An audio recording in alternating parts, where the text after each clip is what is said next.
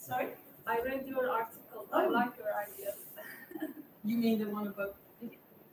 Yeah. About Thomas Piketty. Yeah. I read it too. Oh. Yeah. Okay, so we're live. Hi, everyone out there on the live stream. This is our weekly basic income meetup. It's on a Thursday this time. And we're talking about the issue of inequality.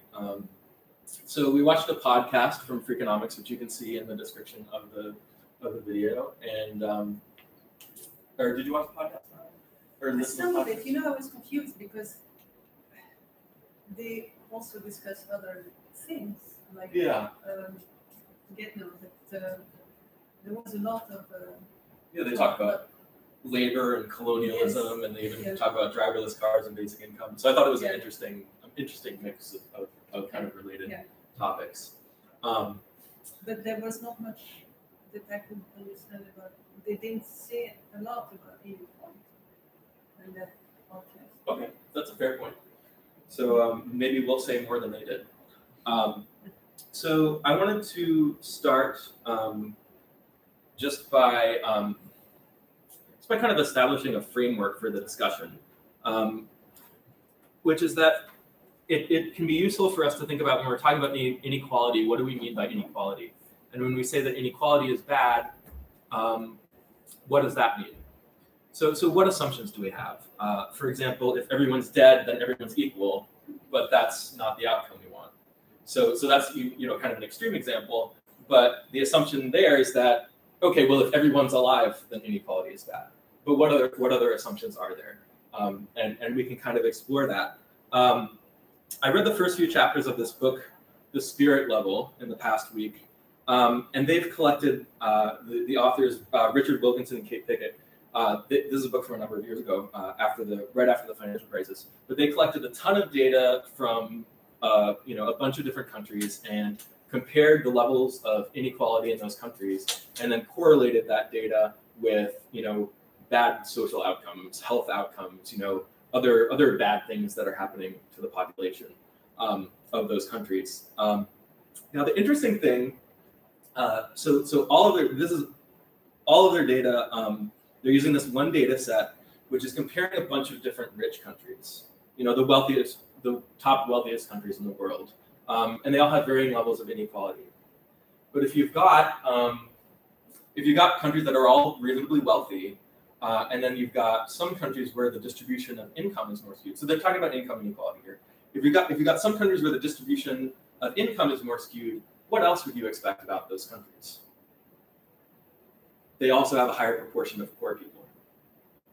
So it's interesting because they make this mistake right at the beginning where their measure of inequality exactly corresponds to the number of people who are actually poor in the country. And they're saying that all these bad outcomes are due to inequality, but they're not separating that out from the poverty issue. So it's kind of like this whole book is invalid, and that just from the first couple chapters. Now, I'm not saying that inequality isn't something that's important. There's been some psychological research that says you get upset when people around you are rich and stuff like that, or richer than you, and there are some negative effects of inequality But the question is, how can they know that how much of these negative effects are actually due to the inequality when they haven't separated it from the poverty? So if I were running this study myself, what I would do is I would take, hey, Roma. Roma? Yeah, so this is Roma. He's never been here before, but I know him. Roma, this is everybody. So we're live streaming here. If you want to be on the internet, feel free to sit in either of these chairs. So... I'm confused. You're confused? Yes. Okay. What you said, because if you say that they don't distinguish between poverty and inequality, it's like saying they don't distinguish between inequality and the chair over there. It is like saying that, yeah. Huh? Wouldn't it be weird if they didn't distinguish between inequality and that chair, right? That's what you were saying. Yeah. But so. Yeah, poverty, isn't that directly linked to inequality? I mean, maybe they just assume something that maybe they should have explained. They do assume something. So here we've got, let's draw a dot here. You know, so these are countries. This is one that's perfectly equal. This is one that's reasonably equal. This is, you know, got a lot of inequality and, you know, even more inequality. They've got the same average incomes, and let's say this is the poverty line. So you've got countries that are all reasonably rich, and then some that are more unequal. The ones that are more unequal are just going to have higher total number of poor people. So that's the mistake they make. And that's not necessarily a mistake on its own. Like if this book were called Poverty is Bad, then all this data would be good, but it wouldn't be saying anything controversial. And they actually have a whole chapter about, you know, I talked about, you know, psychology research on inequality and stuff like that. They have a whole chapter about that, and they kind of create a narrative. They spin a narrative about how, you know, the psychological effects of inequality are what's really causing this. When the reality is, you know, like in a country that's more unequal, if you've, you know, got kind of the same richness in that country, they're going to have more people who can't eat, who are poor and don't have food. You know, like, so this is not. I don't think this is useful for our discussion. But that being said, inequality. So I'm going to come at this from the perspective that I don't think inequality is the main issue we should be focusing on in our society right now. I really don't believe that. I think poverty is. If I really wanted to measure the effects of inequality, of income inequality, what I would do is I would take a bunch of different countries that all have the same number of poor people, and then the only difference between them would be how rich the rich people are. So then you'd know, okay, you've got the same amount of poverty, but maybe the countries that have a lot of rich people are worse off for some reason with the inequality or something like that. So that's an actual way to measure inequality. They kind of they compare inequality to the average wealth of the country. Like inequality is more important than just looking at the average wealth of the country. And I think, you know, if you're looking at the average wealth of the country, you're not looking at how many poor people there are. So their measure of inequality is just kind of like a backwards way of getting at how many poor people there are or how much poverty there is. Yeah. So that's my introduction. I just wanted to start with that for everyone off kilter. I thought they also included poor countries. They don't include poor countries. It's the 23 of the richest countries. They eliminated some because they didn't have the proper data or something like that. But they compare 23 of the top wealthiest countries in the world, and then they also compare all the 50 United States, 50 different United States, which are there's differing levels of wealth. They're all kind of the same country. They're all wealthy enough that inequality is going to be correlated with actual poverty. Yeah. So does anyone have anything else, or did you want to say anything else? It's almost like we're talking about two different. Maybe I'm just talking about the same study. The same study. Yeah. Okay. So the video that I posted a link to. It's this stuff again. It's this. Yeah. It's the same thing. He says that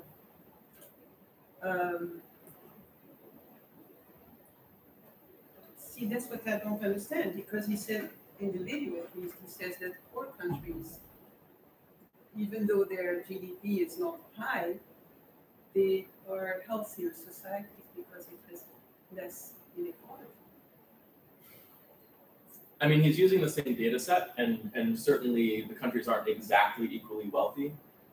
So maybe he's saying among these, the poorer countries, even if they have a more even distribution of wealth, are better off. But I think the main effect is still this, that they're going to have less active. Yeah. Wait, anonymous. Did you say he did actually have poor countries that he was discussing? Well, I didn't read the book, but I watched the video, or actually some of it, and his graph shows that if you try to correlate GDP with, Right, that doesn't explain life expectancy. yes, This sort of but thing, you want, inequality. right? Yeah. Yeah, so I mean, I think the point here is, Alex's complaint is that he never makes the graph of just percentage of the population that is below the poverty line. Right. To see if that, maybe as much as inequality or more, would also explain all of these, these trends. I don't know. Or even if you just took countries that had an equal proportion of poor people, and that's what he controlled for, instead of countries that are kind of all the wealthy countries. So if you've got the same number of poor people, and then some countries are more unequal than others, and then you see an effect. I actually don't know what the effect would be. Like if you're a poor person in a rich country, are you better off or worse off than a poor person in a poor country? I don't know if the answer to that question is clear intuitively. Well, isn't that what the inequality is all about? I think What his I'm claim saying- is that it's better to be a poor person in a poor country. Yeah, because then Which you might dispute. you don't, I see reasons both ways. In terms of relative poverty, so if you're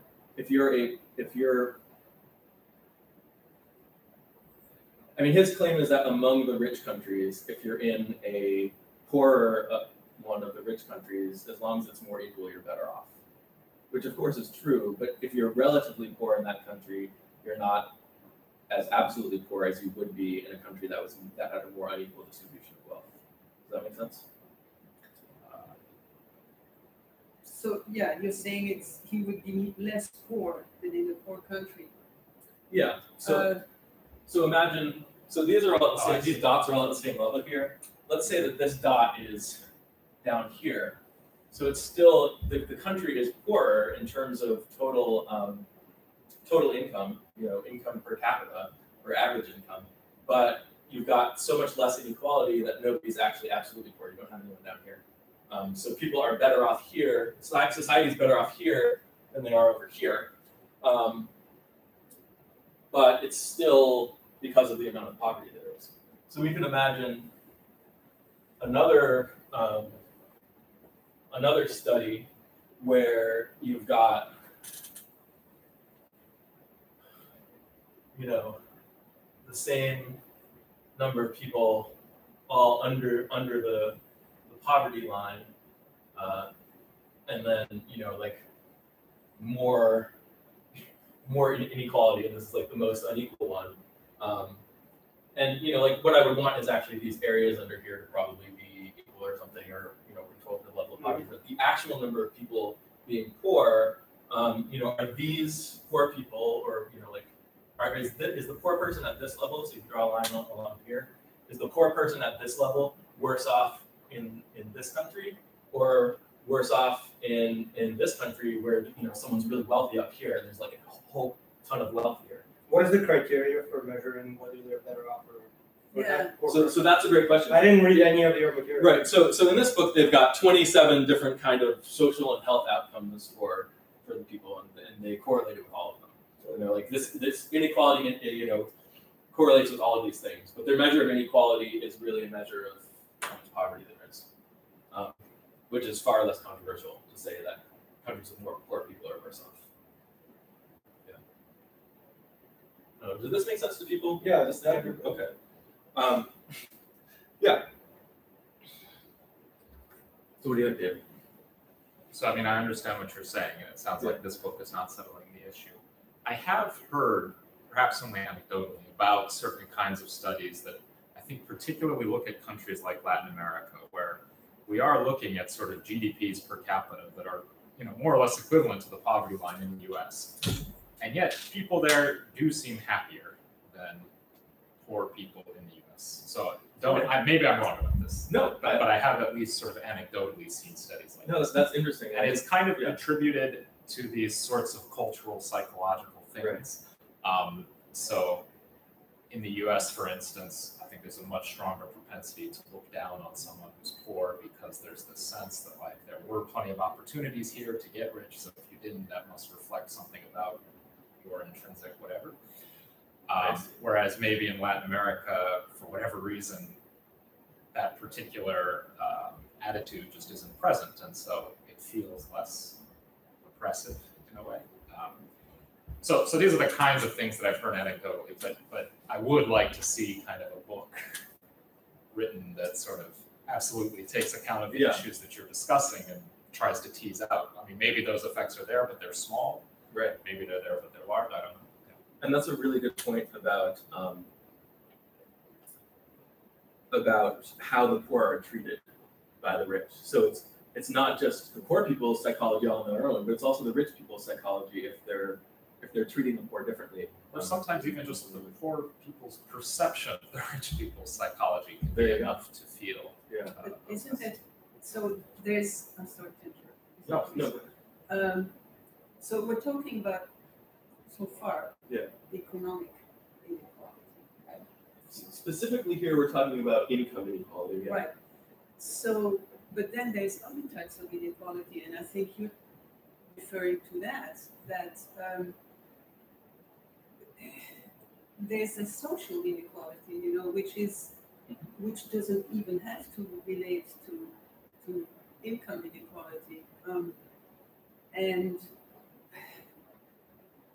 so that when a poor person, for instance, will dress up to go out in public, because that diminishes the inequality that he feels, his income, so that he tries to minimize the social inequality by potentially increasing his income inequality by having to buy an expensive suit, Right. So it's important to know what kind of inequality we're talking about. Richard.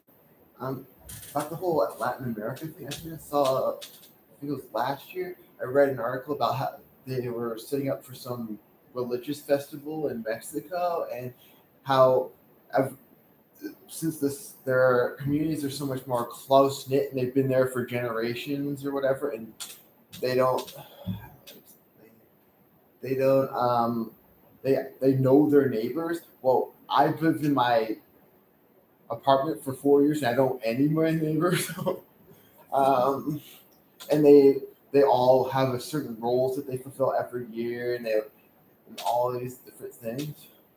But in the US, they're much colder. I don't know how to explain that, but people are happier when they know the people around them, and Yeah. I think that's part of why they're happier, even though they're poor. Yeah. I think that speaks to what David was talking about and what Madeline was saying. David, go ahead. Yeah, I mean, I think I completely agree with what both Madeline and Richard were saying. I mean, I think another way of saying it is just that maybe in Latin America, hypothetically, let's say, right, income inequality does not actually correspond to what the social inequalities that you guys are discussing. Right. In other words, fewer social connections, a feeling of failure, this kind of thing. Those just are not connected to income inequality necessarily, depending on the culture of the place. Whereas in the US, maybe you see a very strong correlation there. That that diminishing income might also mean just like diminishing friends or diminishing all these kinds of things. Interestingly, again, that can still be squared with what you're saying in the sense that it's not exactly income inequality per se, which is somehow there are really subtle sociological things here that cause people to be unhappy. Right. And you have to look at all of this. Yeah. Like it could be that you could change the US not necessarily by having to equalize incomes, but you could do other things which would correct these issues about, as you were saying, that people don't know their neighbors. I mean, that just seems bad. And you don't necessarily have to change income distribution maybe to change that. Yeah. Can you maybe define the difference between equality and poverty? So poverty means you don't have enough food to eat, you're malnourished.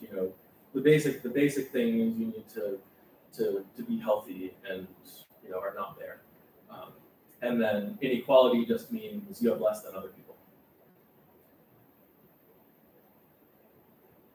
Does that make sense? So here we have, I drew the poverty line here. So if your income is below this level, then you might not be able to buy all the stuff you need. But then the inequality has to do with how richer are the rich people compared to you.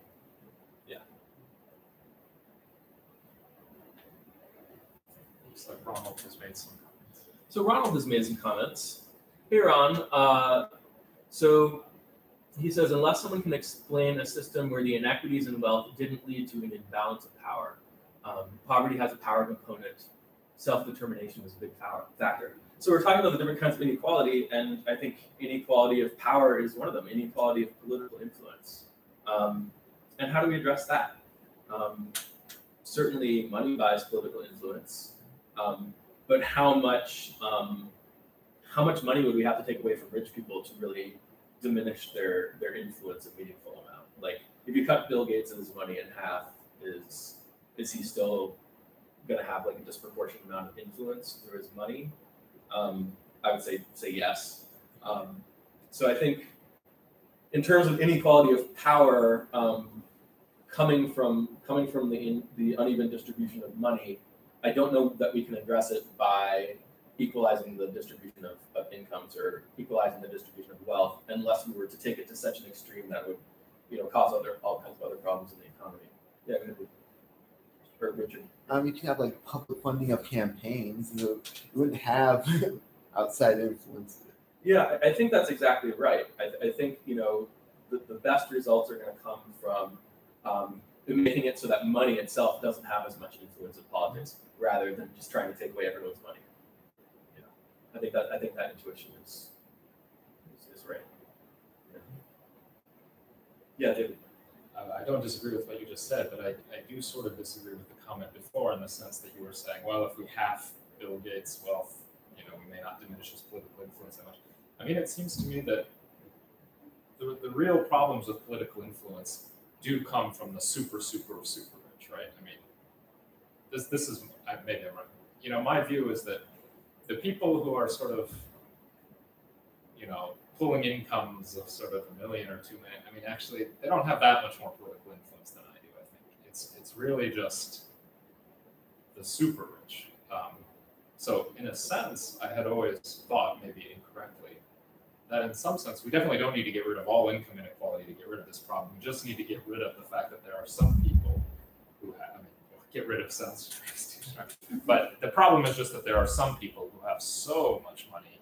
I mean, it's so far beyond anything that could possibly be necessary for sort of personal consumption or something like that. Right? Yeah, they're the ones that cause the real. Yeah, I think that's actually a really good counterpoint. Yeah, so like the Koch brothers, funding the Cato Institute, like you can fund all kinds of economic research that can show whatever you want it to show and that kind of thing. If we had less of that, then maybe that would make a big difference. Yeah, go ahead, Richard. There's also things like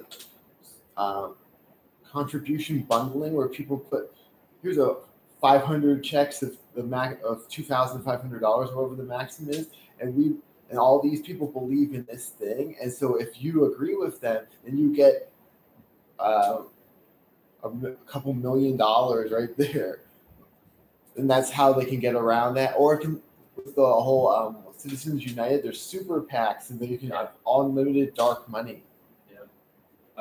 Yeah. So that's one of the ways in which money really does have a huge influence in politics. And I think if we fix those things and kind of, so I think the thing David was pointing out in terms of like influence on research and just all of that, like that's really important. But I think this is important too. If we fix this, I think that'll help take away some of the influence of money in politics.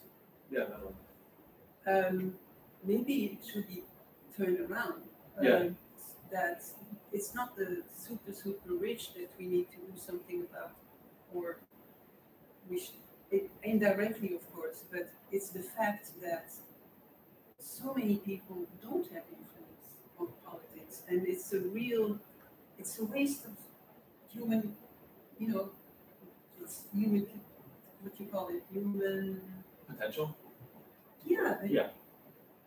So, what will be the solution for this? Even universal basic income won't work for this problem, I think so. Well, I don't know about that. Or do you want to say something? well, if inequality is reduced, and hence the top 1% has less political influence, I think that will be good for everybody. The But they will still have lots of money to influence politics, I think. So I'm not sure how can we reduce their influence. Well, if you reduce inequality, then you have a. So I like this. I like this idea of focusing on the poor and kind of empowering the poor. Yeah, I'll get to you in a second, Richard, but I want to speak to Ron's comment first because he's kind of saying the same thing. He's saying redistributing the wealth from the top may not reduce their influence of the influence of the super rich, but it would empower the lower classes, and that alone could transform the political system. The poor are often disenfranchised.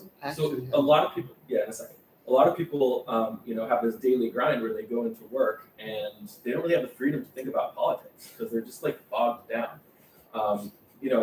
If you give them, an ounce of freedom to think about this kind of stuff and to think about more than like where their next paycheck is going to come from, then you've got a huge shift in political influence in our society. Yeah, they don't believe that they can make a difference. Yeah, go ahead. I actually heard about recently. They started a program, and I think it's Seattle, where they have $100 political vouchers that everyone can contribute towards their favorite candidate, so they can flood out rich contributors' influence in it, or something like that. That's interesting. I don't think that solves the problem of getting the time to actually think about the political issues, but certainly if you've got a movement or something and all people need to do is sign up and show their frustration, they can have influence that way. Yeah. David, yeah. So let me just sort of play the devil's advocate on some of the things you guys are saying here. Yeah. Two things come to mind. One is that, I worry that politics is sort of inherently hierarchical in the sense that at the end of the day, there's one person who makes the decision. And that person can't talk to millions of people. They can maybe ask advice from, however many people they're going to talk to, maybe 10. Right. And each of those 10 people can maybe talk. So, at the end of the day, there is going to be smaller and smaller minorities who are closer to the point where the decision is actually made. And so I think that there's actually a lot of thinking. I think it's easy to say something like, oh, we're going to involve everybody in this political decision-making process. And I'm just not. No, but we're talking about the influence of money in politics, not so much your or my influence, but the influence of. So what I'm saying, I guess what I'm saying is I'm not sure what you mean when you say that, okay, so let's say that we make it so that now everybody has a few spare hours in the day. How this means that they're going to have more political influence is not really clear to me. Well, I mean, they may have more opinions. I'm not. They may have groups. Just they can create institutions to cater for their own needs. You see, those institutions will themselves, at the end of the day, have someone on top of them. Of course. This happens in the labor unions. I mean, we'll have someone on top of them. Yes, This person will probably be richer than the but rest that's of them. fine. But as long as their needs are represented. So it's a real problem, though, because even what you saw with the labor unions, or what has played out in many countries, is that, in fact, by the end of, once the institution is really formed, once the institution actually has a consistent access to the decision-making bodies, by that time, the leaders of the labor unions actually have more in common with the other people in their income bracket rather than with the people they were hypothetically supposed to represent. So I'm just saying the question of how you integrate the opinions of many, many people into political decisions is still a very, very hard one. I don't think we're talking about the same thing, Okay. but in general,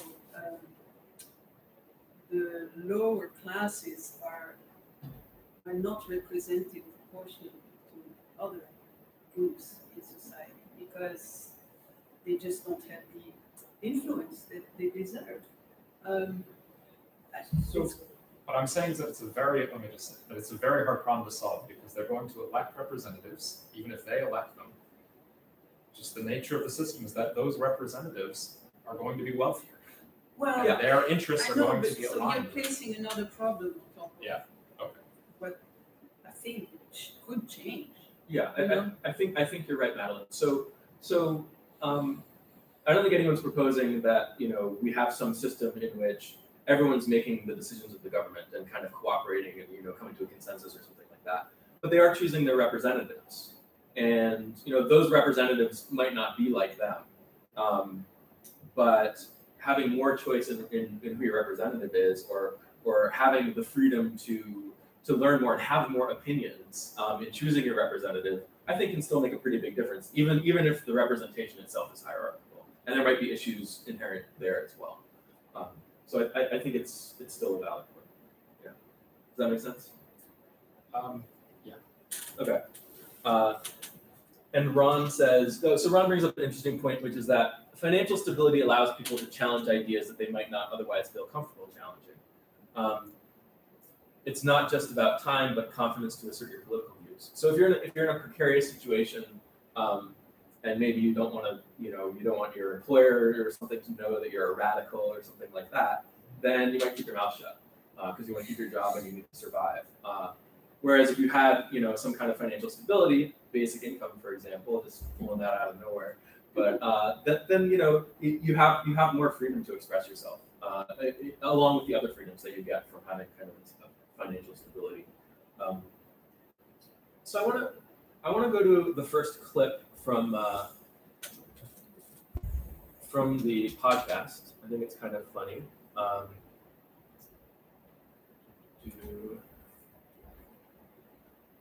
Let's see.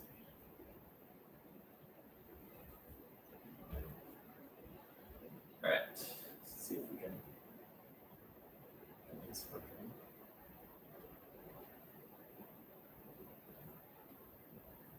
But it's hard to select the right time. There we go. If you click the arrow at the end of it, I think it pops out the screen or something like that. Right next to the volume bar thing. No. Oh. Do it. Oh, I'm just refreshing. I don't know what to do anymore. Oh, there is an X. I missed the X. So sorry, guys. You also could download the episode. Maybe you can find it. I did download the episode, and I'm gonna play from the downloaded one in a second. But let me see if I can. All right, it's got to load. Does anyone have any more Freedom thoughts? is supported by Rocket Mortgage by Quicken. Inequality.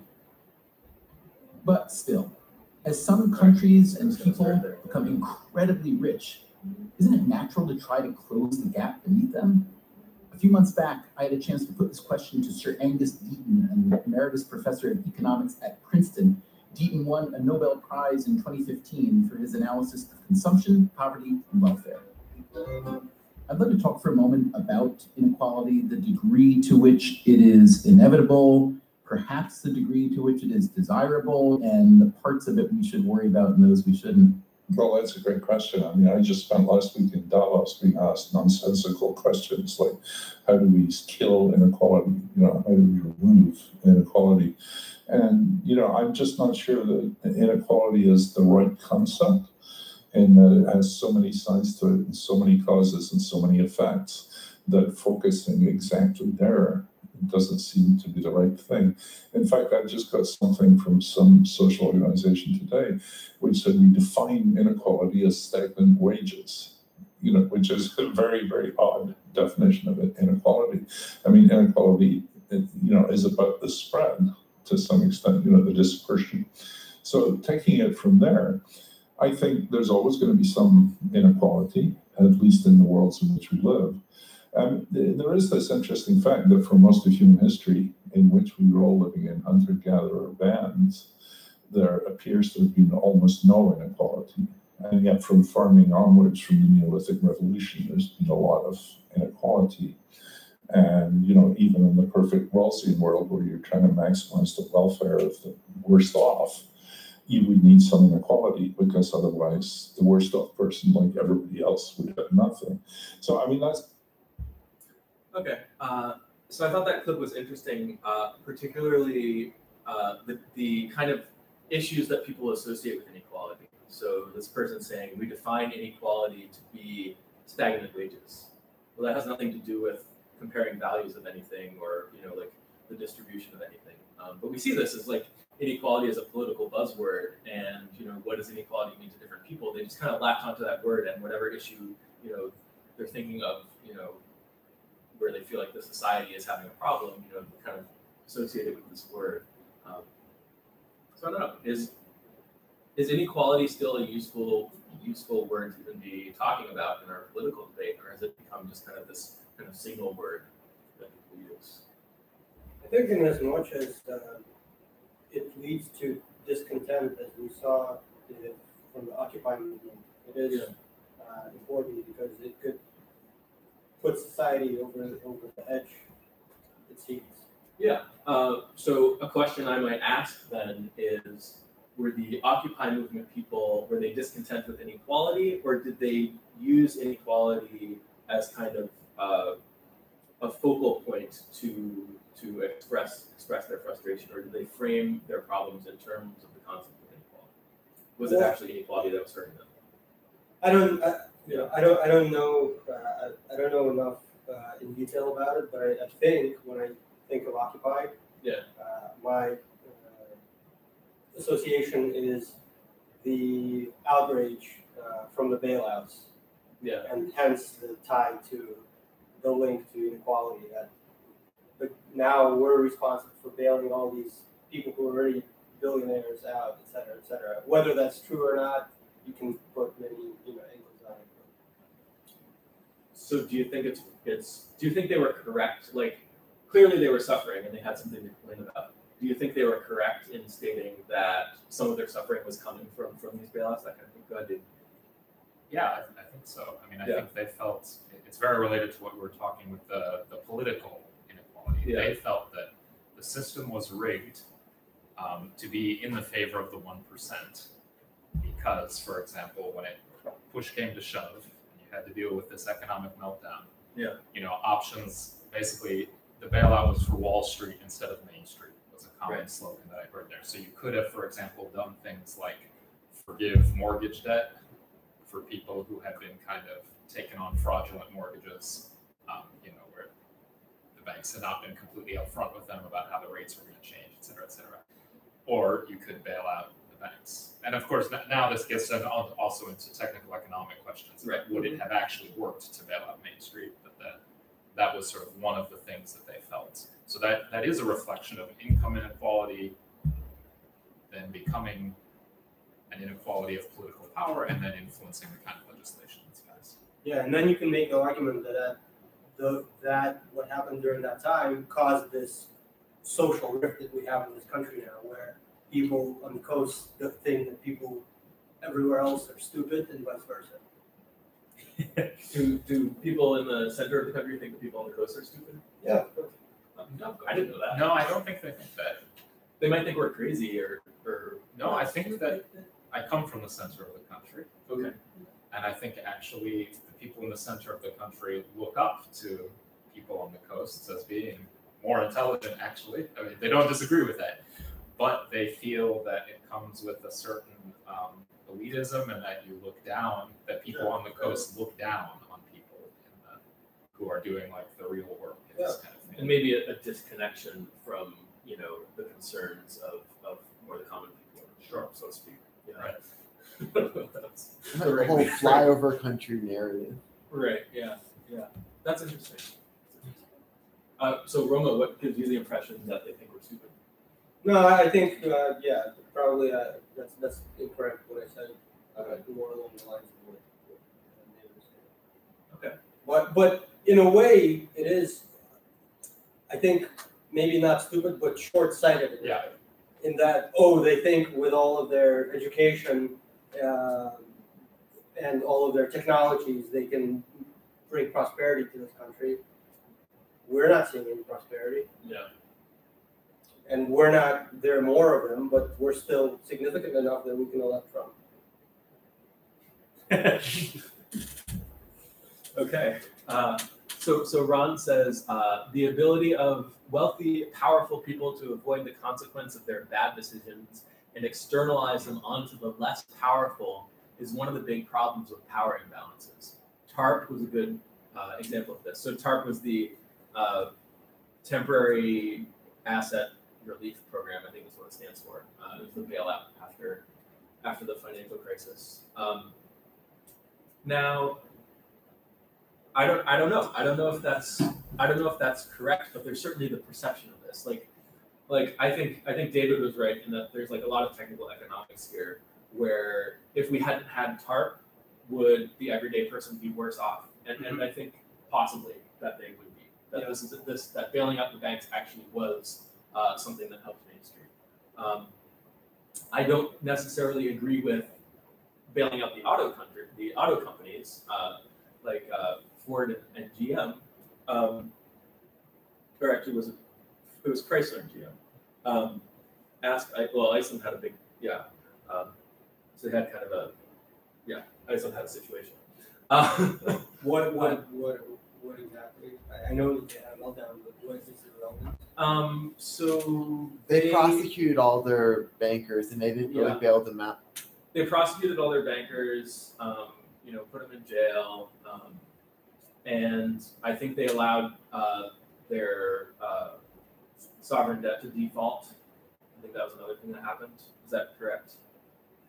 I'm asking Ron, but and then they kind of like started over. They're doing quite well. And they're doing quite well now. Now I certainly. Right. Okay. So they didn't bail out the bankers. The economy corrected, and systemic risk was avoided because now you've eliminated the too big to fail problem by allowing the things that were too big to fail. So you don't have to. Now I don't know if that would have worked here or not. I'm skeptical that it would have. There's the whole precedent of the savings and loan. I think it's like 1985. Yeah. And how they bailed all the savings banks out and things because they branched out into like mortgages and things like that. Yep. Yeah. So savings and loans. Yeah. Yeah. So there's one. You want to say something? Yeah. Yeah. Go ahead.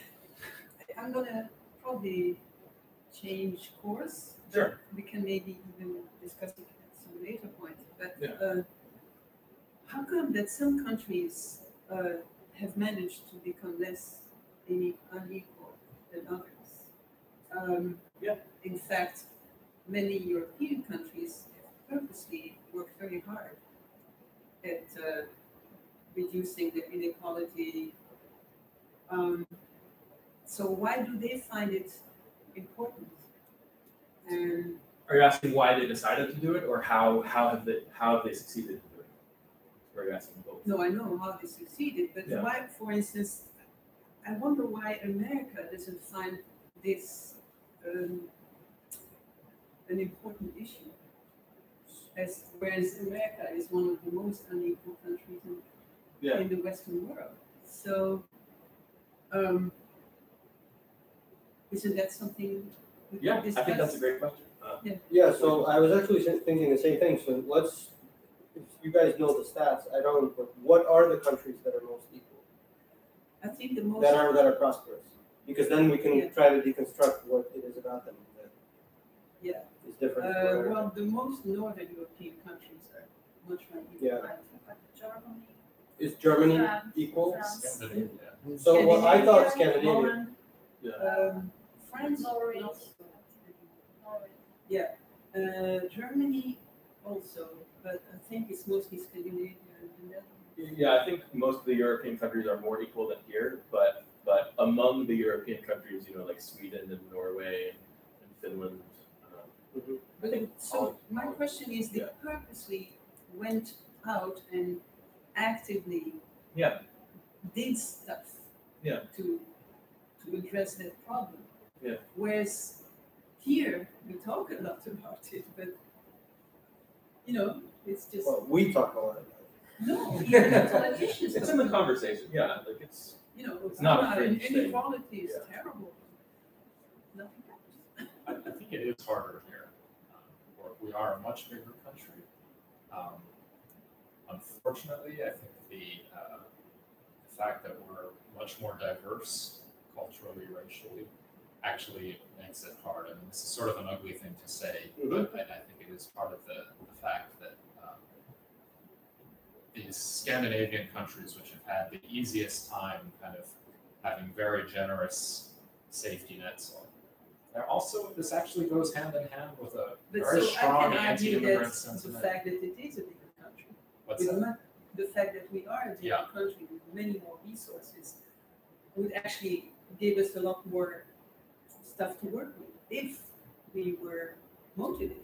Yeah, I was meaning bigger sort of in population terms and sort of the number of different Same thing. subcommunities. Well, you're talking about homogeneity. Right. And I was thinking I'm the just same saying, thing. And it's also, harder to build a consensus here around this because different Exactly. subgroups feel like these other subgroups are going to be There's making no away with their hard-earned motivation. money. So you're basically saying that in the United States, we're trying to make a decision about whether we're going to help those other people, whereas in the Nordic countries, they're saying, well, we want to help our people. Yeah. Right. So they're thinking of them as their own people because they're all, like they're pretty homogeneous. They're all white and European, and here it's not. Here you've got different groups who don't think of each other as part of the same community almost. I don't think that. You don't think that's the issue? No, I don't. I think the issue is that Americans just don't want to address it, and they haven't.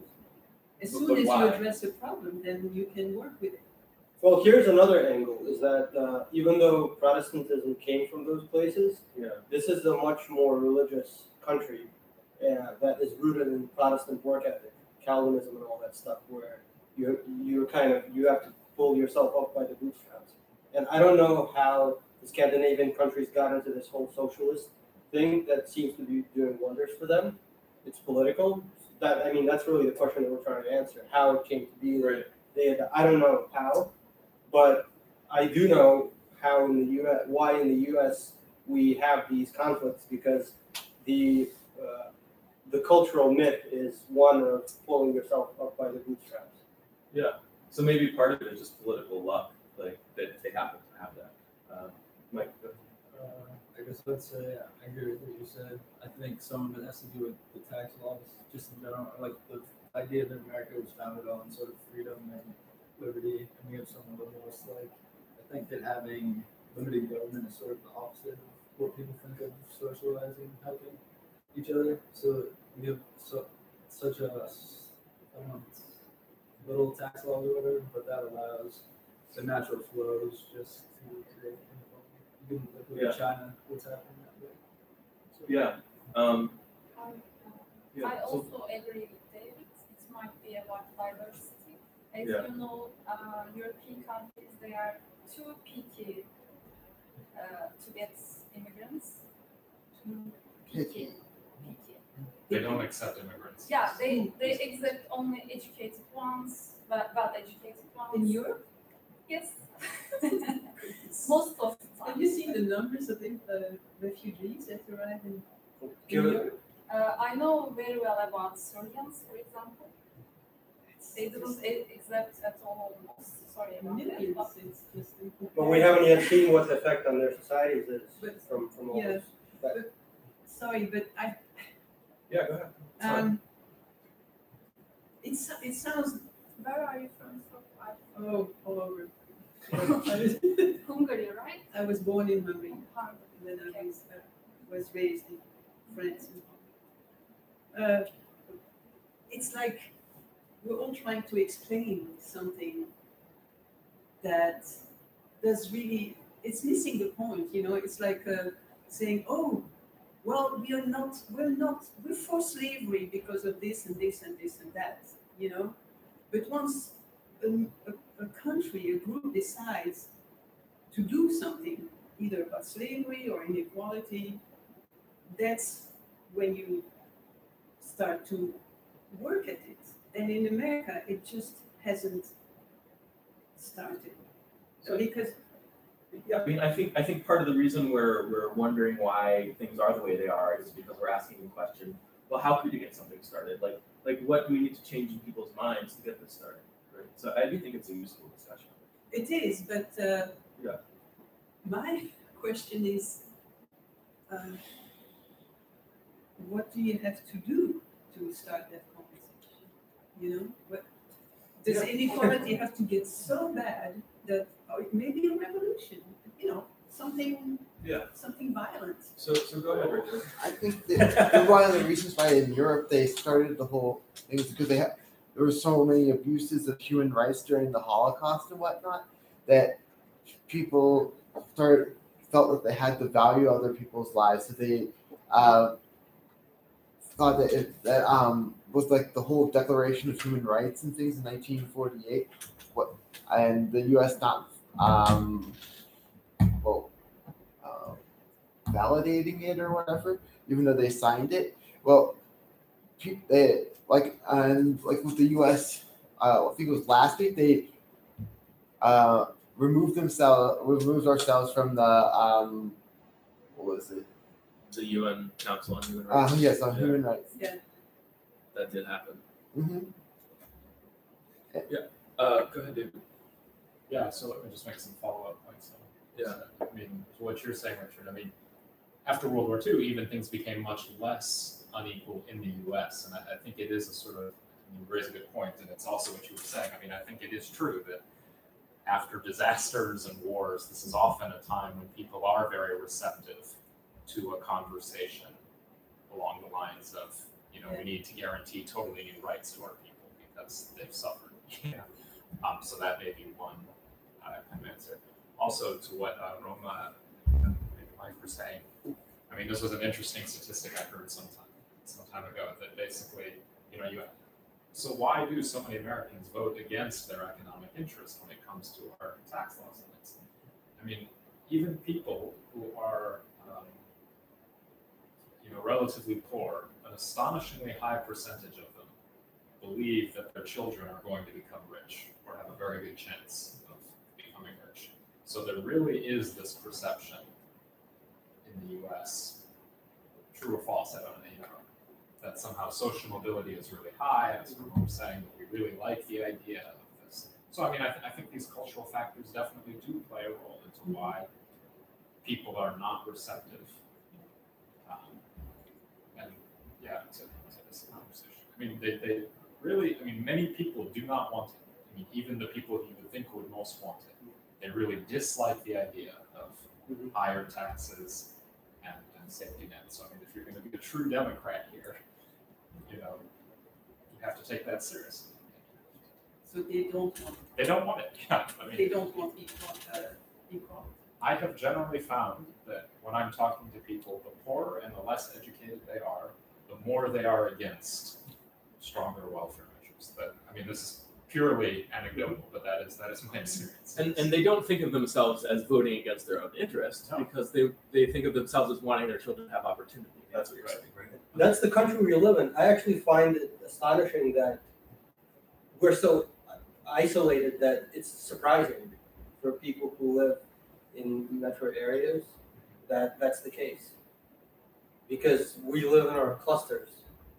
Yeah. There's also the whole concept of American exceptionalism and manifest destiny and all that stuff.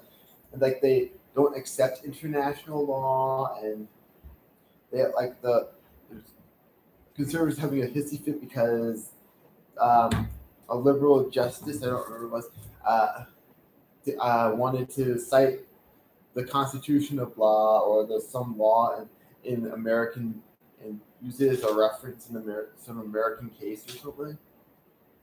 And they don't want to think of themselves as above the rest, and they have some grand experiment. I don't know. Okay. So I kind of want to circle back to Madeline's question of what do we need to do to kind of get the ball rolling on fixing some of this stuff. And I mean, I think I would say something that would help concretely is really kind of defining what the problem is and what the solution is. I think there is, especially, on the left, there's kind of a lot of solidarity between all these different causes, and they kind of come together under a banner where it's like inequality, which can mean so many different things. And then the message kind of gets muddled. So what are we trying to fix, and how do we fix it?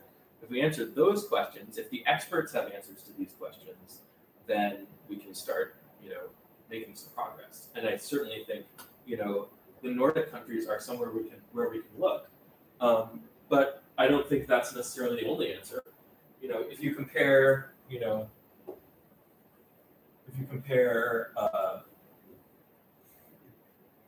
the poverty line. If you compare us over here, I should be going through that, and then maybe the Nordic countries here, you know, what we've done is we've got the same kind of average level of income, but they've taken some from the top and given to the bottom and flattened out this line here. Now, is that the only solution? Is that what we should be going for, or is there another option? Can we raise this dot up here, keep the same, you know, slope on that line, and just lift everyone out of poverty? So this looks more like what a basic income is. If you're not like raising taxes or anything like that. So I think, you know, Sweden and Finland and all of those countries, people are better off than they are here. Like they're having fewer issues with poverty. But then we do have this problem of do I want to give my money to someone who doesn't feel like part of my group? And there are a lot of people who feel like poor people aren't part of their group in this country. Can we solve that problem by just getting around it and, you know, giving people money without necessarily taxing? Taking anything away from the people who feel like they don't want to give anything to people who aren't part of their group. So you know, there's, yeah.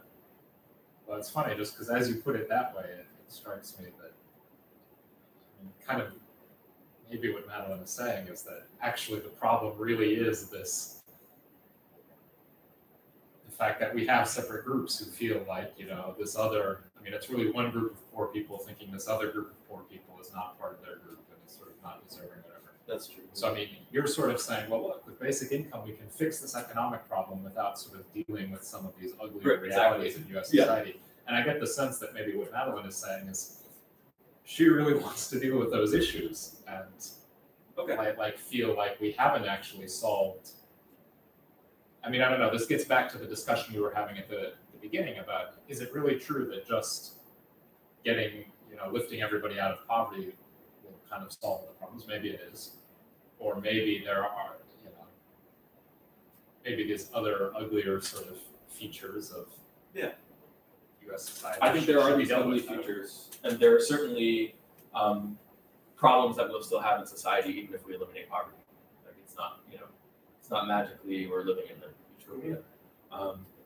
But yeah, I am kind of But I am kind of saying like what if, you know, instead of trying to fix racism, we just kind of step around it and, you know, make everyone richer. And you know, when people are desperate and they're struggling, they're also more likely to be more tribal and to be more racist. If people feel like they're not being threatened, then so maybe you can kind of go the other way. If you address the economic issues, maybe that can help with the racism. Maybe you want to start with the racism first and the tribalism, but I don't know if that's the only way to go. Yeah. So Ron says, economics is the mechanism through which discrimination is expressed these days, and I think that's part of it. I think there's a lot of mechanisms. That's certainly a big part of it. Let's listen to another clip. So here we go. Concentrations of power that come along with the concentrations of wealth that are characterized by a global economic system with gigantic corporations that are able to amass vast sums of money, capital, which enable them, it's not simply that this enables them to act in markets in a particularly destructive way sometimes, but it enables them to wield power outside of markets as well. So I think that kind of speaks to what we were talking about before, about the influence of money. So let's say we've, you know, made it so the rich people aren't super rich anymore. What about the really big corporations? What do we do about that? I don't know. It can be really efficient to have, you know, an Amazon that's distributing goods to everyone, right? So is there a balance there we want to seek, or between corporations and rich people? I was thinking maybe between, you know, having big corporations that are really efficient and producing a lot of economic value for people, but also not willing to have, that kind of concentration of power. What could potentially be owned by more than one person? And I guess they are. A lot of them Other are shareholders. shareholders. Yes, still, that's a great time. Well, not necessarily. No, People who have pension invest, yeah. 401ks, we all own it. Yeah. But that Yeah, doesn't. But that that doesn't doesn't doesn't have solve any the problem. decision-making power. Yeah, I mean, exactly. Decision-making power Yeah. is all with Jeff Bezos. We have to pray he's a good guy. Right. I mean, I think that if Amazon is a natural monopoly, at least one standard school of economic thought would say at some point you've got to nationalize that, or at least heavily regulate it. Because I mean, when you have natural monopolies, this is just the issue that they are going to be incredibly powerful. Right. It's basically a utility almost. That's right. Yeah. So that's the precedent for that kind of thing. I mean, Amazon is getting to the point now where it feels like a utility. Right. So what happens to, suppose it becomes nationalized? What happens to the value? Well, the shareholders have to be paid off in Yeah. some way, and then the idea is then you have. I mean, what you really want is you just want it to be publicly accountable in some sense because it's now so important for Right. public function. Could always have it like Standard Oil and break it apart, but I don't know how that would work exactly. I was going, sorry. Yeah. Go ahead. I wanted to go back to what we were discussing before, why America is so, Sure. like, is not addressing this problem. I want to know what you think is the concept of liberty and freedom. Is that compatible with equality? I don't know if it's compatible with equality per se, but I think it is compatible with eliminating poverty. I mean, there's certainly with basic income, you can frame it as a device for freedom or as a way to provide people with more freedom in the country. And if people are excited about freedom and you kind of frame it in that way, maybe. Mm-hmm. Yeah. Because a lot of people say that they are not. They're not compatible, yes. Like you're either free or you're equal, and one takes away from the other. If you want, I can make that conservative argument for you. Yeah, go ahead. So the argument, as I understand it, is basically that people are unequal in their sort of capacities. I mean, this is more or less sort of just some people are better at doing certain tasks than others, and so if you're in a free market society where you don't place restrictions on who's allowed to exchange and how much, then people are going to make different amounts of money because of these unequal capacities. And so the argument of a certain strain of the right has always been that if you want total equality of incomes, that is in fact going to require some potentially oppressive state apparatus, which is going to have to do all this redistribution. Now, I'm not saying I buy into this argument, but this is sort of the argument I think for why people feel that they're not compatible. Yeah. So could that, because I know freedom and liberty is a big deal in America. Oh yes. Could that be one of the reasons that they're so, they're really not addressing the issue of inequality, even though it's worse than in other countries. So there's this kind of reluctance because. I think that is one of the issues. Personally, like I said at the beginning, I'm not even sure how big of a problem inequality is. So that could be another issue, is that a lot of people don't necessarily see it as a problem. They don't necessarily see it as harmful, that, it's natural that different people are in different amounts and that kind of thing. And in order for the economy to function properly, in order for markets to be efficient, you gotta, respect supply and demand and stuff like that. Kind of related to what David was saying. But it's unclear to me. I think the freedom thing is a part of it, but I think the freedom thing definitely goes hand in hand with believing in the efficiency of markets. And just like before, when I was talking about racism, and hey, can we just step around the racism, and instead of addressing that, address the poverty, and then maybe the racism will take care of itself. I think we might be able to step around this issue too, with a basic income. If we don't have an oppressive state system that's taking from the rich, and instead we're just distributing incomes to people and activating productive capacity in the economy that's already there.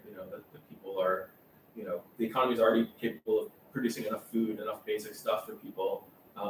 That maybe the free market people won't be so offended, and maybe the freedom people won't be so offended, and they'll recognize it as a way of providing more freedom to more people. But historically, liberty and equality were considered one. Like the French Revolution, liberty, equality, fraternity. Yeah, there you go. So where did it suddenly get opposed? Well, in the Soviet Union, we conducted that experiment. That didn't work out so well. What's that? For the Soviet Union. The Soviet Union conducted their experiment. Yeah. Okay. And, I mean, then American Trying to people differentiate ourselves from the Soviet Union. Oh, that's a good point. So maybe during the Cold War, we really didn't want to be communists. So that could have been part of our motivation. Yeah, like. I think part of it is the compatibility of the economic system with equality and freedom. I don't think that there's an economic system that exists really that can both preserve freedom and equality. Do we know? I don't know if that's true. I mean, I think Madeline is right that there are some societies that do kind of think that freedom and equality kind of go hand in hand. But even here, I mean, the Constitution says liberty. What does it say? Life, liberty, and the pursuit of happiness. Yeah. Yeah, and I think it's maybe less of an issue of people worrying that freedom in general is at odds with equality. I think they're more worried about if you put the resources into giving other people freedom, then is it going to take away my freedom? That kind of thing. So I don't know. I don't think the two are fundamentally opposed to each other. I think, and then you can ask, like when we talk about inequality of what? Like what if we're talking about equality of freedom, giving everyone the same freedom?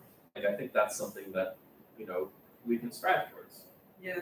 And the answer doesn't necessarily have to be just take away everyone's freedom and now we're all equally free. Right?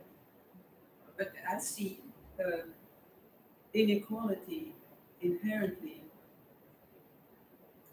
something that does not make you free. It takes away freedom, because if you're very unequal to another person, then it's more like a slave relationship. It's so unequal that the term freedom doesn't really apply. So then the question is, to what extent does someone's freedom impose on someone else's freedom? Is that kind of what you're getting at?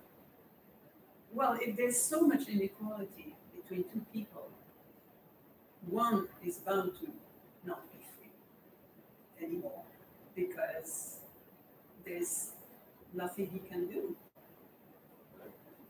So I think another thing is that by giving freedom as much as possible, you can keep the rich people in your country, so you can keep the wealth.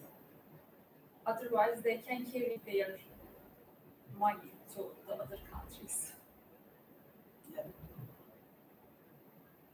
And in your article, you say that Thomas Piketty's solution can only work if it's implemented globally. Yeah, and that's actually what Piketty himself says in his book. I see the same thing. Madeline says he said that. So this is related, I think. If they don't do that globally, rich people will carry their wealth to the other countries. So it's a good way to be powerful if you can keep the wealth. Yeah. So what do you guys think about income inequality versus wealth inequality? So So these guys are writing about income inequality, which we have a lot more data on. But Piketty writes about wealth inequality. Is one of those more important than the other, do you think? Wealth inequality meaning assets?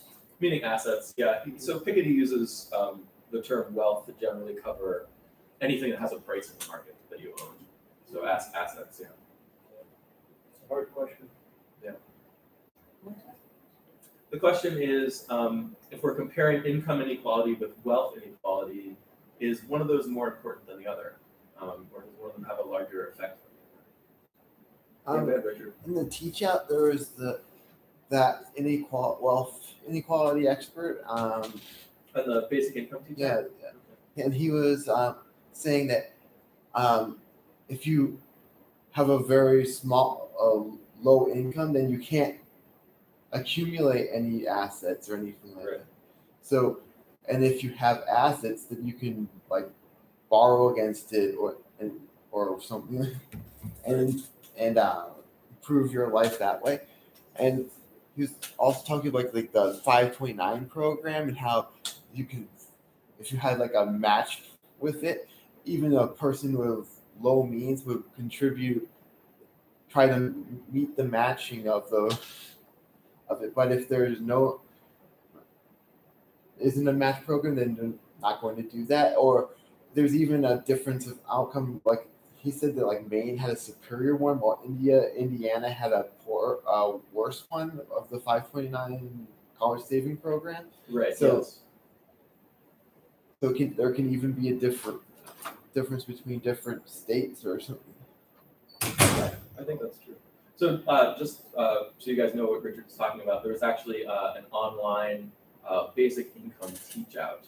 So it's like a little mini online course about basic income where they brought in a bunch of experts.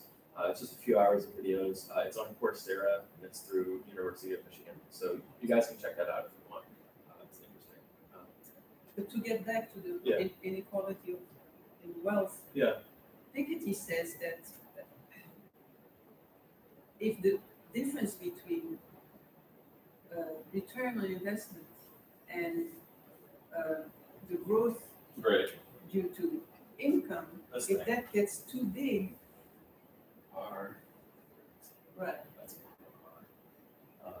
R is greater than G. That's his thing. Then it becomes a problem because it's unsustainable. Yeah.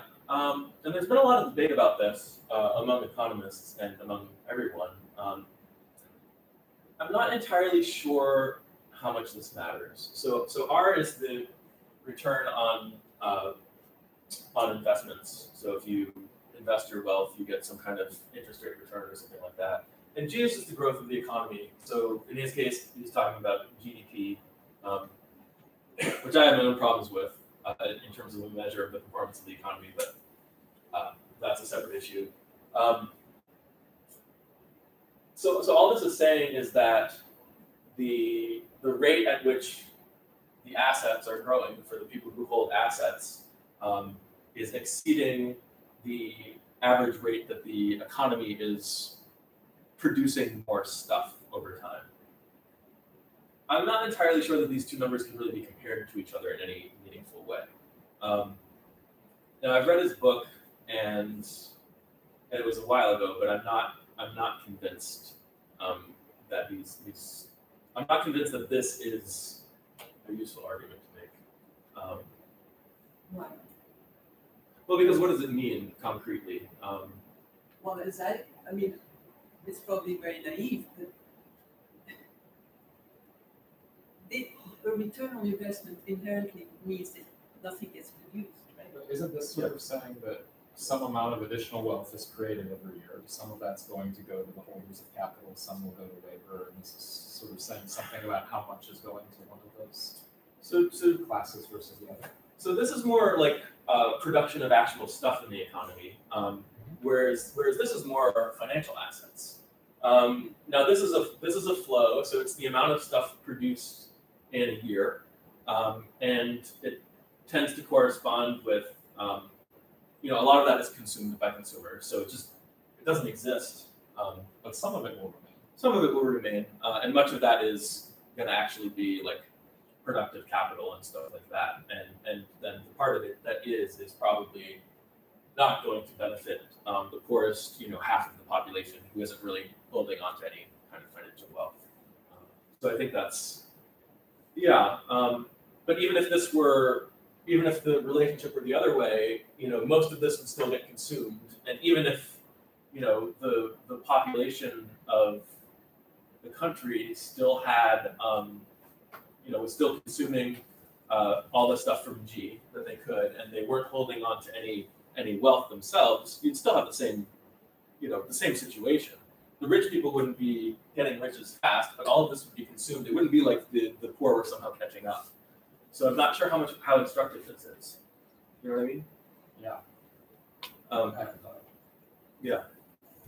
But so eventually, again, if all the money is on the right, on the left, Yeah. more and more.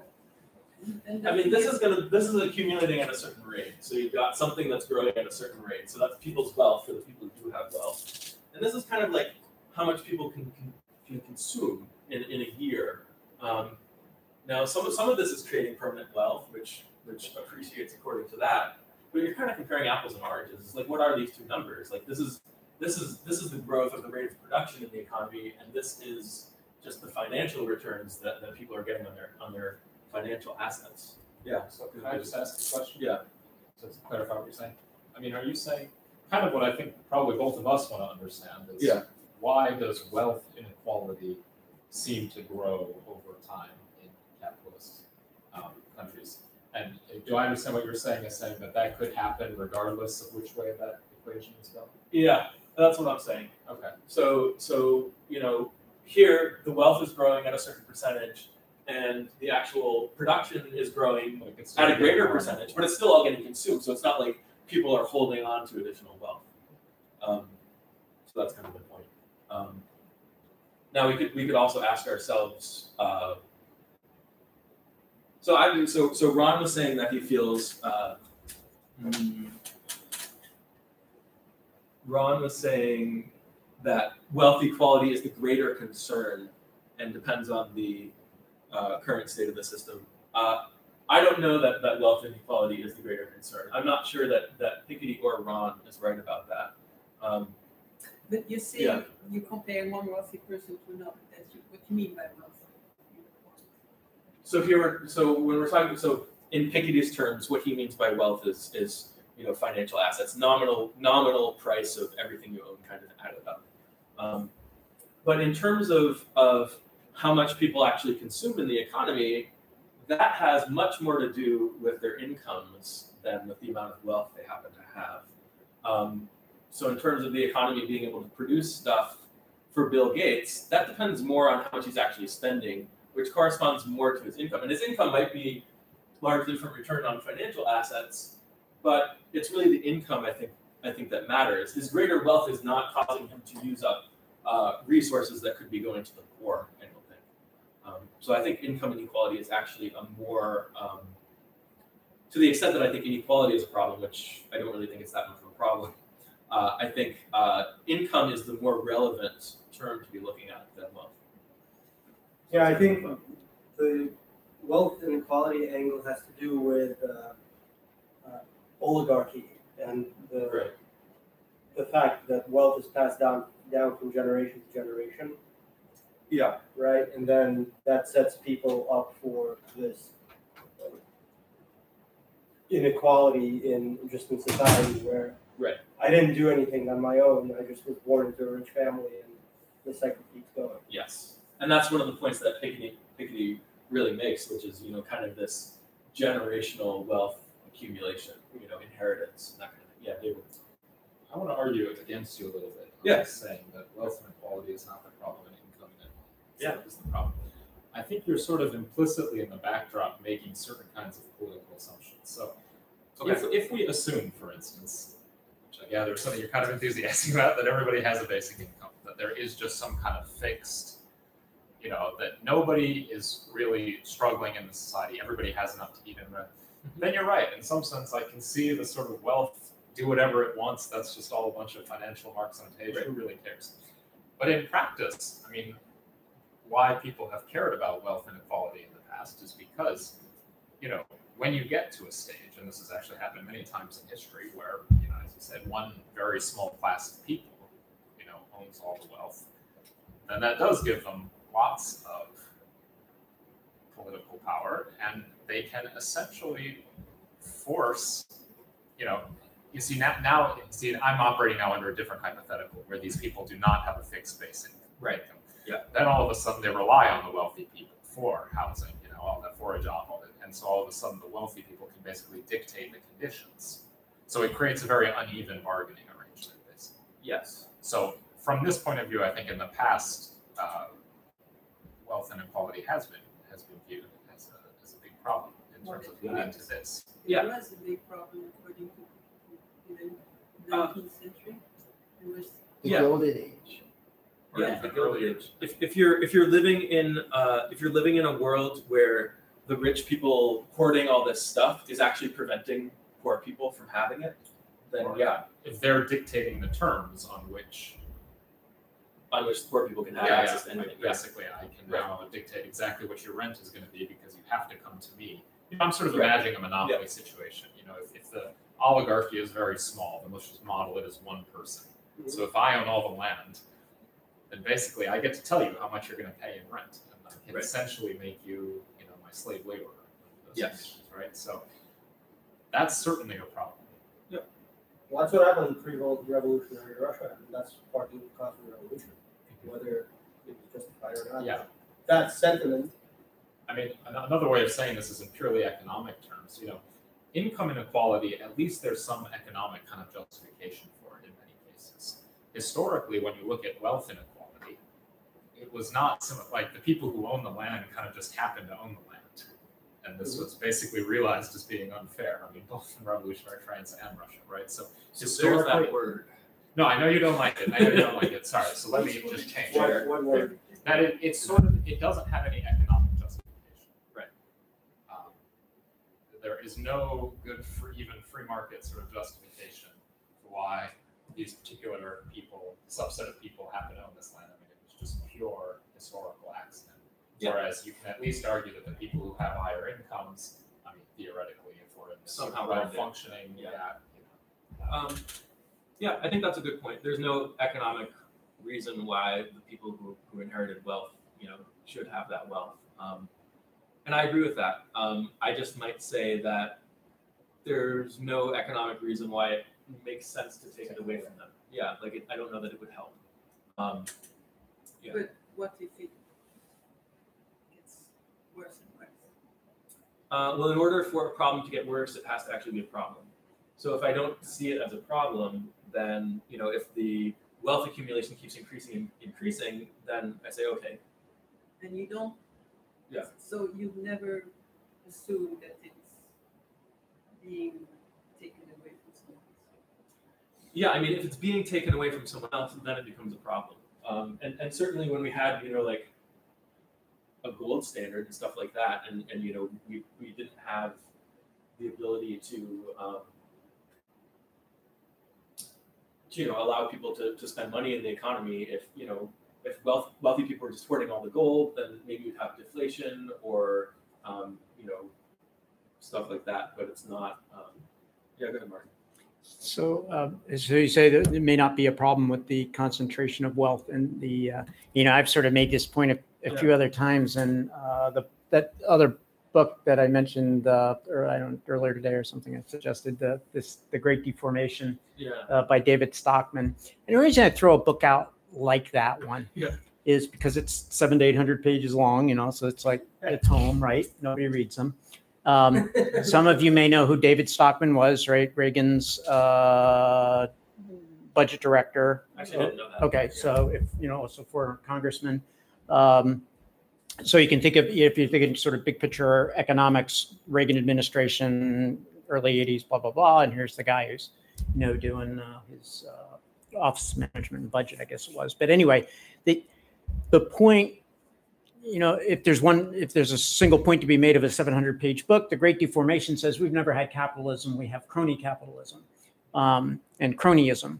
And for anybody who complains that capitalism doesn't work, let's try capitalism first, and then let's see if it works, right? Yeah. And so a little bit though to your point that this idea of if there is a wealth inequality, concentration of wealth, and Piketty gives a number, Marx gave a dialectic, everybody gives something for why it happens. The downside to that, just sort of my perspective, and I've talked about estate taxes, is the idea that Bill Gates' children are not going to be necessarily the next Bill Gates. The chances of Bill Gates' kids being the next Bill Gates is like really, really small. And therefore, while you might be very comfortable with an awful lot of capital in the hands of Bill Gates, because Bill Gates seems to do stuff with that capital that Microsoft spun off 2,000 millionaires, and this was 20 years ago, that a Bill Gates seems to do something with that capital, but you don't know that Bill Gates' kids are going to do the same thing. So we talk about like hoarding or gold under the mattress or whatever. That's not what wealthy people do. They invest. But the question is, what do they invest it in? And are the entrepreneurs, the next Bill Gates going to be his kids? And my contention is they're not. And that's why this generational passing of wealth, to my point of view, is perhaps not helpful. So I actually see a downside to it. So wealthy people do invest, and depending on what they invest in, that can look more or less like hoarding money in a mattress to the rest of the economy. So if you imagine that a rich person is not investing in a way that has much of an effect on the economy, then their wealth is just kind of sitting here. It's as if to the productive part of the economy that wealth does not exist. Now, if the wealth is in gold, then now that gold is gold that's not in the rest of the economy. But if the wealth is in financial assets and it kind of corresponds to just dollars, and what we care about is dollars, then if those dollars no longer exist, that means there's room for us to create more dollars and spend them into the economy. Like if you take money out of here, it's just and put it into the productive part of the economy. This is productive part of the economy. Then it's as if you created new money from the perspective of the productive part of the economy. So the idea that you kind of somehow need to break up that wealth that's not being used properly is like, well, no, you can just ignore it. You can let it sit there. I think that's kind of my perspective there. And if printing money and injecting it into the productive economy is going to cause inflation, like if you're in a situation where that would cause inflation, then taking money away from Bill Gates or someone who's not investing, productively and putting that into the economy, that would have the same effect. That would also cause inflation. Yeah. So, but you're not addressing what Piketty is suggesting, which is a wealth tax. Piketty's suggesting a wealth tax. So he's suggesting take the money out of here and give it to the people, and then they'll spend it into the economy and benefit themselves through the economy. To reduce inequality. I mean, he's talking about it to reduce inequality. I'm saying that maybe inequality is a problem in some ways, in some aspects, on some levels, but I think a bigger problem we have is absolute poverty. And taking money away from Bill Gates does not somehow magically free up the productive capacity in the economy. If the capacity is there, you can give the people the money, regardless of whether you took money away from Bill Gates. Yeah.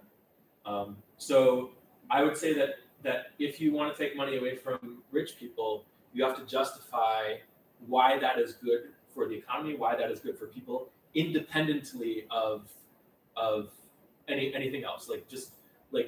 Why is it good to take Bill Gates' money away and throw it in a fire? But you're assuming a lot of things, like we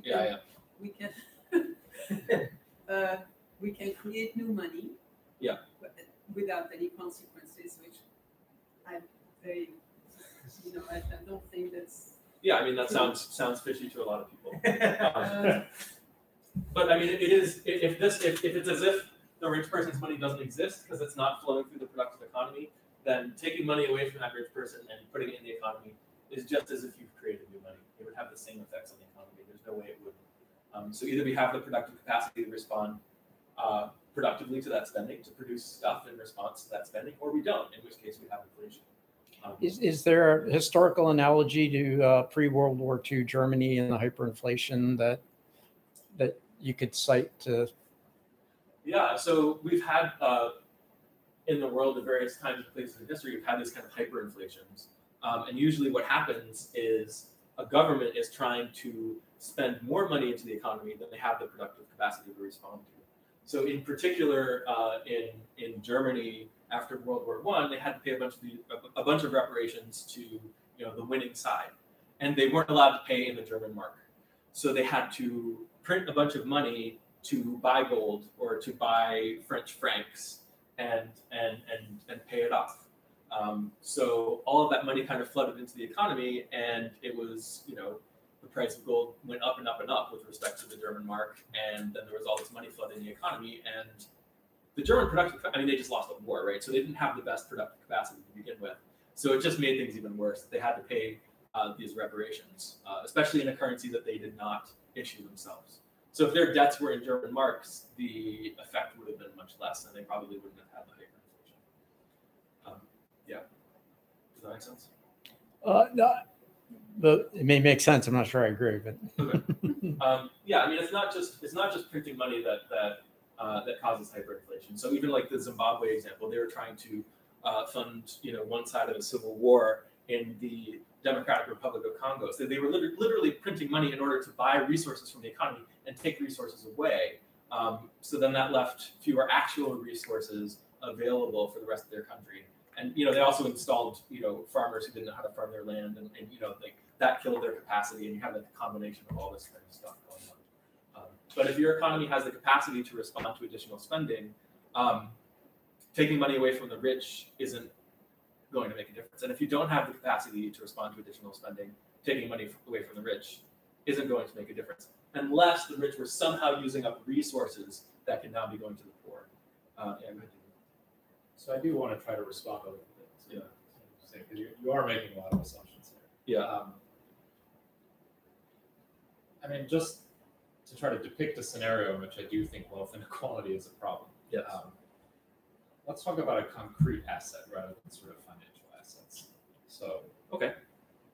Land was historically a very important one, but these days I'm inclined to take something like water. Okay. So let's say that somebody corners the market on water. Could be, for example, China buying, many of the world's they buying a lot of. This is something that's happening. Alfalfa and stuff, and sending it to China to feed their cattle and things. And so they're in California. There's increasing drought because of that. I've heard about it. Yeah, so I think they're being farsighted about some of these natural resource issues. Yeah. To me, this just clearly has potentially some very worrying outcomes, right? Yes. We can't just look at everything in the light of an economic model. We also have to look at sort of political realities where people have nationalist, racist sympathies. If I own all the water and I just happen to be a very racist person, this could have horrible consequences, right? So, I do think there's an argument to be made for genuinely scarce resources that are of, real public importance. Yes. Needing to be publicly controlled in some sense. I completely agree with you. Land, natural resources. And that's what I would say. I would say if we're worried about these issues, let's look at the actual resources. So if someone's hoarding money and financial assets, maybe that doesn't matter as much. But if someone's hoarding water, then you actually really can make a difference by taking away some of that water and redistributing it. If they're hoarding anything that's scarce that people need, if Bill Gates is randomly decides to buy all the food in the country and just throw it in a bonfire or something like that, we're gonna be like, Bill Gates, come on, technically you have the money to do that, but this is hurting people and we've got to kind of rein that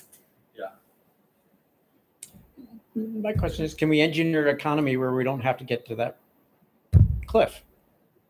Do you think the one where you're describing this concentration of wealth that is counterproductive? So I gather that there's this difference. You kind of don't mind the concentration of wealth, and you just want to make it so that money can't do things like buy massive amounts of water or something like that. Do I understand you correctly? I would say you and I are sort of more like probably the safer way to go is avoid the huge concentration. I would say regulate the resources that we want to conserve for people. So, for example, Bill Gates isn't allowed to buy Central Park. That's a public resource that's available to the people. So that's just, like, no matter how much money he has, he can't buy it. So protecting the resources that people need. Yeah. But do you recognize that those resources are not regulated right now? I mean, they're in the global economy and China is buying. So this is going to be a very worrisome problem. Which resources in particular? Well, all kinds of scarce rare earth metals, water, fertile land. China is going after all of these things. I mean, I'm not saying this is an issue we have to answer right now. Yeah, I mean, like, it would be a problem if they ended up hoarding all that stuff we needed to have access to it. Yeah, Mike. I think I agree that wealth inequality is a problem, but I agree with you that income inequality is probably the one that we should solve first. And that's sort of the basic income issue. Yeah. I mean, to be clear, I'm not saying that income inequality is a problem either. I'm just saying that income is more relevant to people's social welfare than necessarily wealth. And that, like, if, I don't know, even if Bill Gates had way more income, he's probably not going to use up that many more resources. He can change his income to whatever he wants it to be because he has the wealth to do that. He can control his own income. And he's not, his massive amounts of wealth, there's only so much he can spend on, Yeah, but here again, substitute China for Bill Gates. It's a little more worrisome. Yeah. And to that, I would say China really loves selling us cheap stuff for now, and maybe they'll change their mind in the future, but we should buy as much of it as possible. And I would say we should look to the future on this. Well, in what sense? What would you do? No, I mean, I don't think they're going to keep. Right now, they're just happy to supply us goods because it's helping develop their economy. I don't think that's going to be a permanent arrangement. So how would you suggest we protect ourselves? Well, I'm not saying I have an answer to that problem, but as you said, we need to actually regulate valuable natural resources. But that actually does then come to the heart of what property and money can do. I mean, right now, money on the global economy can do things like buy water, buy rare earth metals. I mean, it definitely can do those things. So I think something we can do. So if we need some kind of global allocation mechanism for that, then that is fundamentally taking away, some functions of money or I think that's right. So it's changing how it works in the system. I think that's right, and I think one thing we can do is kind of the opposite of what we're doing, the opposite of protectionist trade policy. Like protectionist trade policy is like protecting the money. Like we don't want to send too much money to China because if we run a trade deficit, we're giving them money and they're giving us actual stuff. What we really don't want is a future in which they have the actual stuff and they don't want to accept our money anymore. Like that's the dangerous scenario we're talking about. So we can make sure that we are, we maintain, even if we don't need to produce all of our own stuff, if China's producing a lot of cheap stuff for us, we can make sure to maintain our productive capacity and keep it active. Now, in terms of resources, if they control the resources, they can, however, for example, dictate gradually lower living standards for us. So, I mean, the question is how do you prevent them from controlling the resources without, say, going to war and saying, hey, you can't do that? Good question. Yeah. Martin. Well, I was going to say, has anybody read any Stephen Pinker's Enlightenment Now or any of those books? Pinker. I'm sorry, Stephen Pinker. He even looks at the stuff like the rare earths, and he talks about, for example, how the substitutions happen, and go from cathode ray tubes to LCD screens, and different and all that. To which I would say capitalism might not be a bad system. Maybe we ought to try it. But secondarily, I would say that I do think it's problematic. I do think there are ways to not have this concentration of wealth that I think some would say the post World War II era was, the good old days were not always as good as, but anyway, there was some sort of better economy, better economic situation in that period. And we know the way to get back to that period. We just have 2 more world wars and, boom, we're right back. But if we're not going to choose world wars as an option, then we need to, consider other ways of doing it. So things like, I'm big on education. That talked a little bit. That book, Race Between Education and Technology, really lays out a case for the income inequality aspect of at least part of what's happening in the economy. And again, on the wealth, this sort of concentration of wealth, I mean, there's a pretty clear pattern, and there are different options for dealing with it. I personally lean more towards an estate tax, and because I don't think Bill Gates is going to miss his money after he's dead. And so I think, okay, most people would say, oh, I'm not going to miss my money after I'm dead. So if you, a high estate tax, they'll only object to the high estate tax because they want to do generation passing of wealth. And that's what I would say. If you're going to regulate something, regulate that. Okay. And I think you bring up a good point about substitution. Like, one question we could ask is, how critical are these resources? Is there any resource out there where if we didn't have it, then we wouldn't be able to figure something out or do something instead? So that's a question we might ask. I don't know. What exactly do you mean when you say we ought to try capitalism? So I say that in the sense of, so Stockman's book, Great Deformation, and there are probably others, simply says that if you have a notion of truly free markets and a truly capitalist system, you would not have all of these interventions to include stuff like crony capitalism. And we know what cronyism is.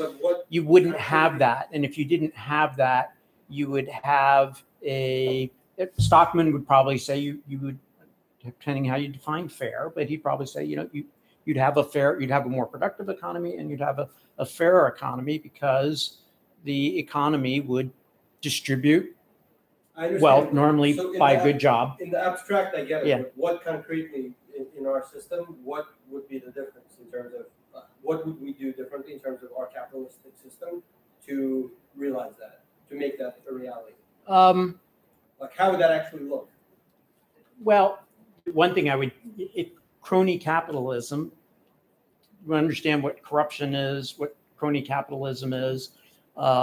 If you take the 2008 crisis, for example, there was an awful lot of completely looking the other way in terms of what the government did that could have prevented the 2008 crisis. So specifically in the CDOs, CMOs, and the ratings agencies, that where the feedback loop was, rating agency gives AAA rating, rating agency receives fees for rating these investments. Who would make sure that these things don't happen? Well, the Fed and the SEC, and after the 2008 crisis, there were all sorts of changes to the regulatory processes to, in theory, prevent that from happening again. So if you had capitalism as opposed to crony capitalism, what made it crony was as that example, was just the fact that the ratings agencies receive fees based on giving AAA ratings that the. So what would be different? Who would make sure that these things don't happen? There's a Latin saying of who will watch the watchman. Yeah. So it just doesn't work. Well, transparency would help. So I don't know if ultimately the 2008 crisis happened for the reason you said it did, like a cycle of corruption or something like that. I think ultimately the Fed. Well, you don't think on the ratings agency's role? Because that's I think if the rating agency thing clear. hadn't happened, something else would have happened instead, because it was a result of monetary policy. So the Fed needed to keep prices stable, so they needed to incentivize an expansion of the private financial sector. So if there was corruption in there, if you eliminate that corruption, it would have to pop out somewhere else, because if it didn't, then the Fed would stimulate more.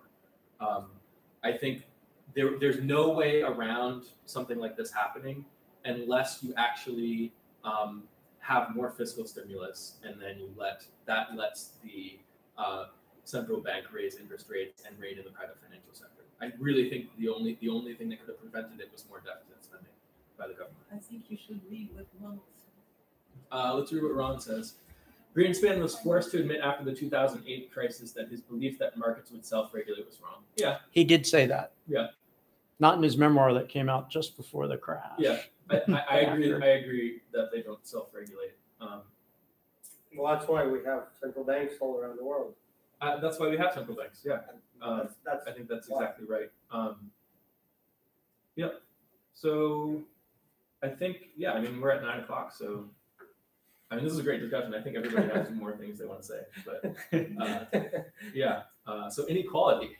What's up with that? Nobody knows. Thanks, Ron, for your comments. I liked having your chat up on the screen, and maybe we'll do that more. So we can interact more with the live streamers. Good idea, Alex. The board No. or screen.